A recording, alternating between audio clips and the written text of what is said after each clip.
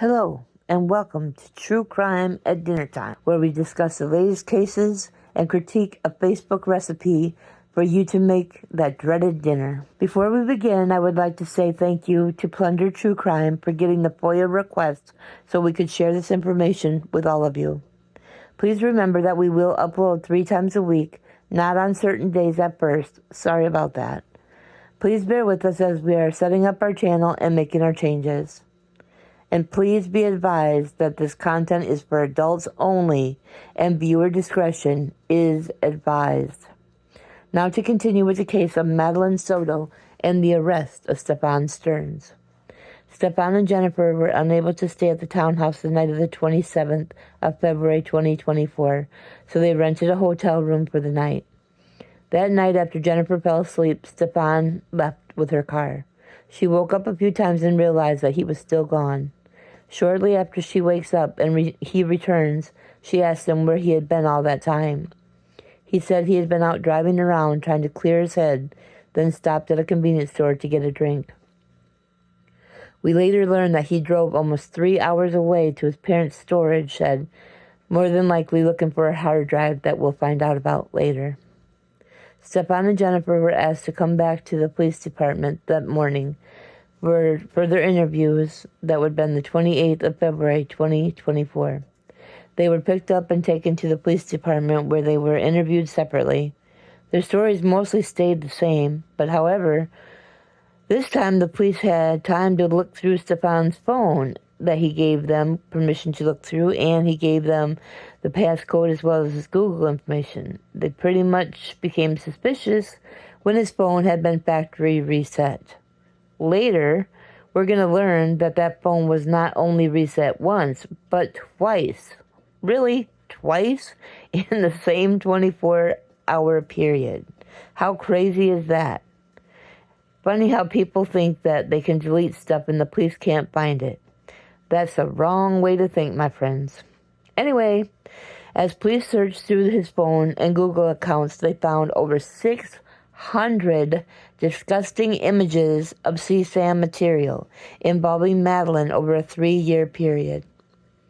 If you don't know what CSAM is, it stands for Child Sex blank blank L, assault material, but we will refer to it as CSAM throughout this case. When Stephan was arrested, police did tell his father he was arrested and what the charges were. Stephan's father was previous law enforcement, so he knew the steps of the upcoming investigation. Jennifer was also made aware of why Stephan was being arrested. Jennifer was in a separate interview room, and when the police told her, she wouldn't believe it. So they told her that they had photos, but they didn't want to show her because they didn't want to make it harder on her. Jennifer insisted on seeing the photos. They showed her a photo of Stephan and his junk. Apparently, he had a distinctive mark that would identify it. When he was arrested, he was stripped down, and they took photos of all the parts of his body, including his hands, his chest, his back, and the whole 9 yards. When Jennifer was shown the pictures, she said that she didn't recognize anything in the pictures, including her daughter, in a photo with Stephan's junk in a very inappropriate way. Maybe she was so freaked out that she just couldn't accept what was going on. Or I don't know what. After searching the phone and the Google and finding all that disgusting material, Stephan was charged with over 60 counts relating to the CSAM and other related charges. As the search goes on, they find a hard drive with over 3,500 CSAM images on it. Sicko. It is unknown who these individuals are or how he came into possession of this. At that point, Stephan just said, "I guess I need a lawyer," and stopped talking. Surprise, surprise. The next part we will talk about is the discovery of Madeline's body, very sad, on March 1st, 2024. I hope to see you back for the next episode of Crime Time at Dinner Time. If you like this new idea, please give me a like and follow on my Facebook and YouTube. Now on to the recipe, because you know you gotta cook that dreaded dinner. This time we tried another 3-ingredient recipe. It was chicken wings with barbecue sauce. And of course, I used Sweet Baby Ray's Surprise. That happens to be my favorite.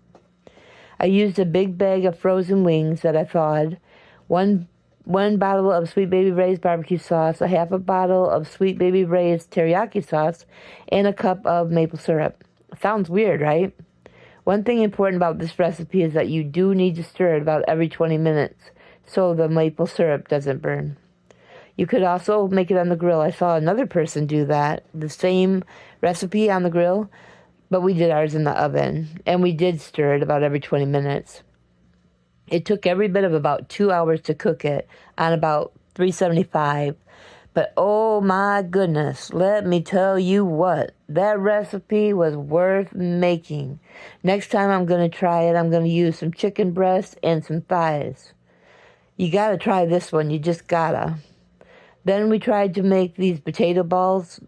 It was another recipe that was on Facebook. It didn't work so well. They basically disintegrated in the deep fryer. So because we had already put an egg in the potatoes, we just smashed them down, added some spices and some shredded cheese, baked them in the oven, and they turned out great.